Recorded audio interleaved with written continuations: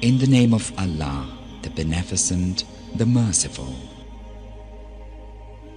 When the sun is overthrown, and when the stars fall, and when the hills are moved, and when the camels big with young are abandoned, and when the wild beasts are herded together, and when the seas rise, and when souls are reunited, and when the girl child that was buried alive is asked for what sin she was slain, and when the pages are laid open, and when the sky is torn away, and when hell is lighted, and when the garden is brought nigh, then every soul will know what it hath made ready. Oh, but I call to witness the planets, the stars which rise and set, and the close of night, and the breath of morning, that this is in truth the word of an honored messenger, mighty, established in the presence of the Lord of the throne,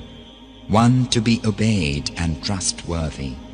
And your comrade is not mad.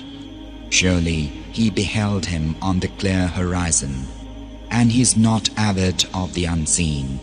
Nor is this the utterance of a devil worthy to be stoned. Whither then go ye?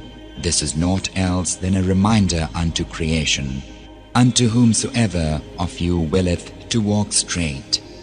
And ye will not, unless it be that Allah willeth, the Lord of creation.